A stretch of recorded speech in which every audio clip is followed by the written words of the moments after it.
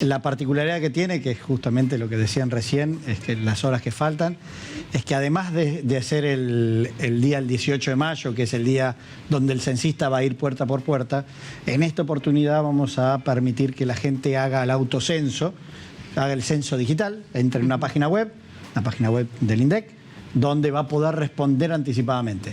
Y el día 18 de mayo, cuando pase el censista, aquel que hizo el censo digital solo le va a dar un código de completamiento y el censista sigue a la vivienda siguiente. Ah, qué bueno. Esto lo que va a generar es más agilidad en el operativo, va a generar que aquellas personas que puedan tener temas de miedo, por ejemplo, en temas de seguridad, puedan hacerlo en línea.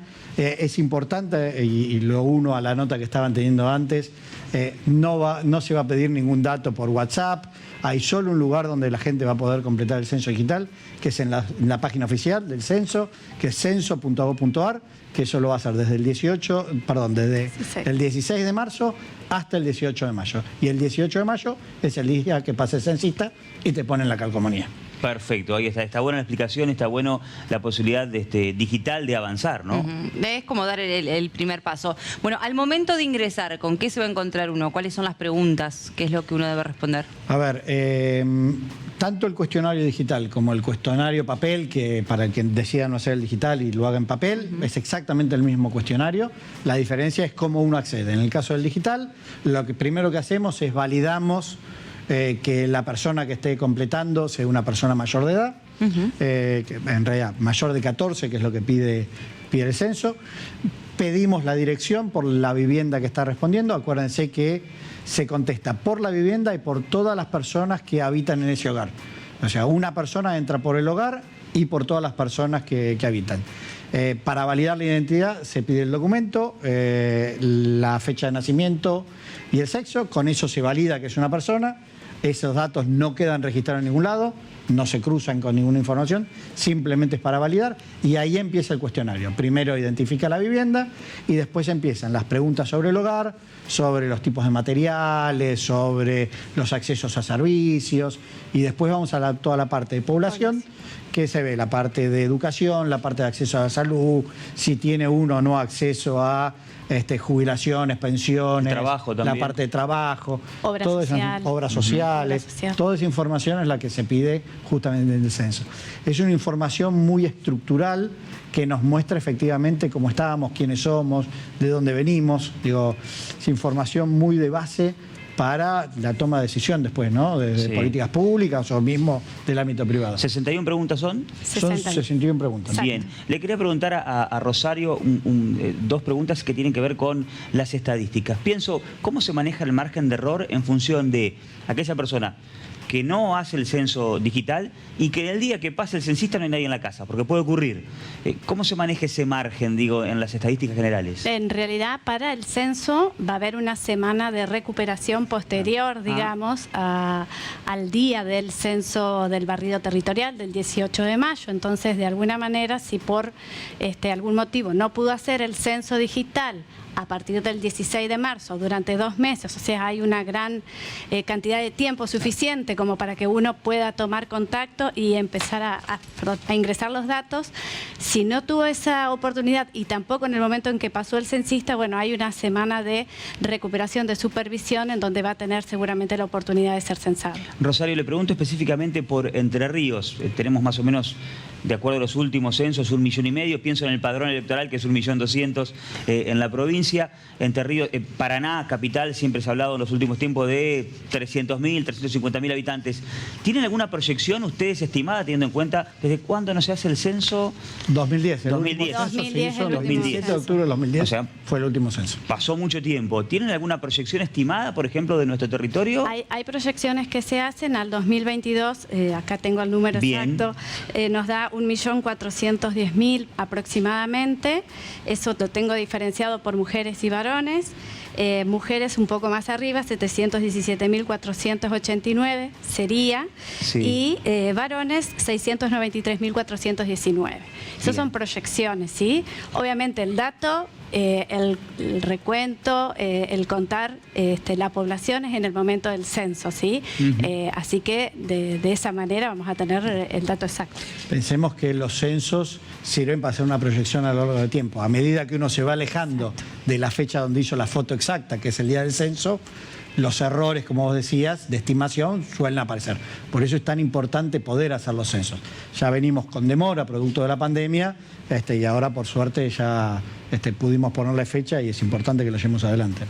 Y es un feriado nacional, además, ese día, ese 18 de mayo, así que toda la ciudadanía, bueno, estaría bueno que todos esperen al censista. Para el que no tuvo la oportunidad de hacer el censo digital, ese es el momento para hacer el formulario censal y bueno, completar todos los datos. Le quería preguntar a Miriam Marco, ¿qué es lo que se hace más allá de tener los números? ¿Qué es lo que se hace después del censo? ¿Cuál es el paso posterior en el laburo, digamos? No sé, decir determinado. Esto genera que, no sé, apuntemos tal política para este lado. A ver, lo que hace el censo es dar la información. El objetivo de las oficinas de estadística es tanto nacional como de la provincia, es brindar la información. Después, esa información es utilizada por otros organismos, que es justamente para el diagrama de políticas públicas. Y es muy variado el censo, te da desde acceso a servicios públicos, con lo cual ahí podés ver, por ejemplo, cómo creció una población en algún territorio particular y ver si eso requiere que hagas una obra de infraestructura en términos de acceso a agua, acceso a electricidad, o en materia de acceso a educación o salud, y te da información sobre si tenés que instalar una escuela nueva o algún centro de atención médica. Digo, toda esa información es la que sale justamente del censo. Te da información sobre la calidad de los materiales de la vivienda y esto te lleva a, bueno, por ejemplo, hacer una política pública en términos de el mejoramiento de la calidad de construcción para mejorar la vida de la gente. Digo, toda esa información es justamente el objetivo que tiene el censo. Mostrarnos muy estructuralmente cómo somos.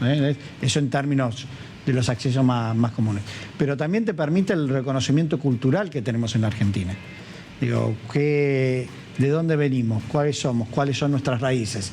Eso es muy importante en términos del reconocimiento de una sociedad, de que pueda abrazar la diversidad que tenemos en nuestro país. Que Pienso es mucho, en los ¿no? pueblos originarios, por ejemplo, ¿no? Por ejemplo.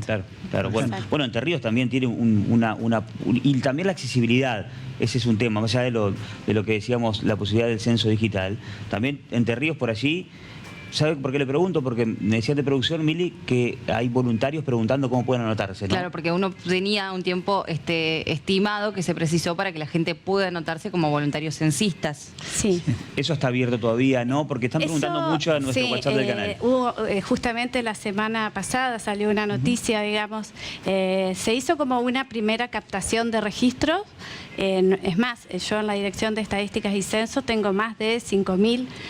El último dato era 6.200 más o menos ya. Bueno, todavía no te pasamos no nada. me lo pasaron. Llegó hace Hasta poquito. 5.000. Esto es primicia.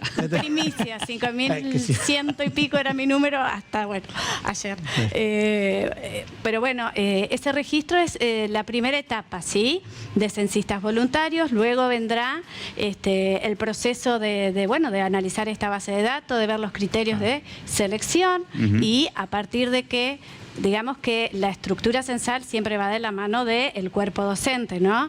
Es esta figura que también en tu relato Tal del cual. inicio uno tiene, digamos, ese contacto directo, socialmente reconocido. Bueno, entonces primero estamos trabajando ya hace bastante con toda la estructura censal desde los docentes y Bien. veremos la necesidad que hay de sumar voluntarios. La verdad que fue un éxito muy grande, más grande del que nosotros esperábamos. Tuvimos en muy poquito tiempo más de 250.000 personas que se inscribieron en todo el país. Tengamos el caso de Entre Ríos, todavía tenía margen para seguir creciendo voluntarios, pero hay lugares, por ejemplo Mendoza, donde ya teníamos más voluntarios de censistas que íbamos a necesitar.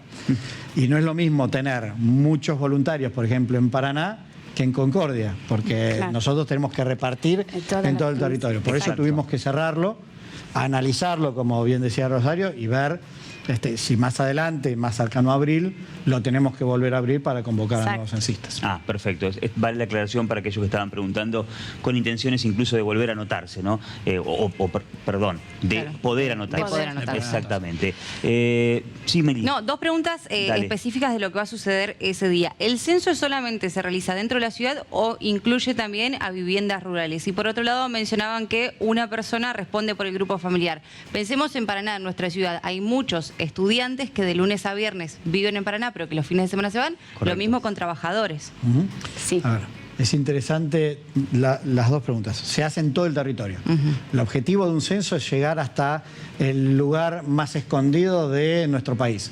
En zonas cordilleranas, zonas rurales, zonas urbanas, llegar a personas en situación de calle, llegar a viviendas colectivas, que nosotros las llamamos a viviendas colectivas, por ejemplo, una cárcel, un geriátrico, un hospital.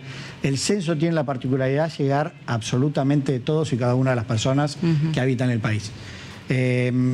Sobre el tema rural, hay un operativo particular que, dado que son distancias más largas, no se hace en un solo día, se hace en una semana, donde eso le permite al censista llegar de un lugar al otro, porque a veces tenemos 500 kilómetros entre una vivienda y la otra, y bueno, eso tenemos que preverlo en un operativo. Por eso se hacen los operativos especiales, lo mismo que la persona en situación de calle, que se hace el día 16 de mayo Exacto. a la noche. Esa noche, ¿Y exactamente. el extranjero? El extranjero, si es turista, no se censa. Si es un extranjero que reside Residente. habitualmente en el país, se tiene que censar. Bien. Lo mismo un argentino que vive en el exterior, no se censa. Se censa a las personas que viven en el territorio. Y yendo a tu pregunta de Los qué hace, por estudiantes. ejemplo, un Claro. estudiante. O muchos trabajadores que están Claro, en Paraná de temporales. lunes a viernes Claro. y el viernes vuelven a... La idea del censo es captar a las personas en su lugar de residencia habitual. ¿Esto qué significa? Tiene un estudiante, pongamos un ejemplo cualquiera, que se fue a estudiar a la provincia de Córdoba, está de lunes a viernes en Córdoba y después vuelve a Paraná, por ejemplo, se debe censar en Córdoba. Bien. Nosotros, para saber que es de Paraná, lo vamos a saber porque hay un set de preguntas que busca mirar y analizar el fenómeno de la migración interna. Lo mismo su familia, Bien. cuando viene el censo de su casa y dice, bueno, somos 4, en realidad 3, porque mi hijo está en claro. Córdoba estudiando. Exactamente. Bien. La familia esa no lo tiene que censar al hijo porque el hijo se tiene que censar en Córdoba. Es un buen dato. Que es donde pasa más tiempo. Nos pasa lo mismo, por ejemplo, en una familia con los padres separados. Donde te dicen, ¿dónde tengo que censar a mi hijo? Bueno, donde pasa mayor cantidad de tiempo. Con la madre o con el padre, no importa dónde sea. Pasan la mitad del tiempo en cada uno y no puede ser porque la semana tiene 7 días. Entonces, Salvo que eligen sea como dónde... la AFA, ¿no?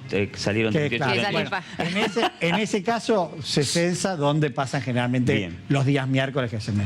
Pero ¿por qué buscamos dónde reside habitualmente? Porque es el lugar donde, por ejemplo, se consumen servicios públicos. Entonces, hablábamos antes para qué sirvió el censo, para una política de desarrollo de una obra de electricidad.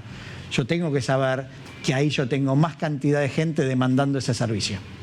Por eso que se censa donde residen habitualmente. Marco, Rosario, muchas gracias por la visita. No, Muchas por favor, gracias a ustedes.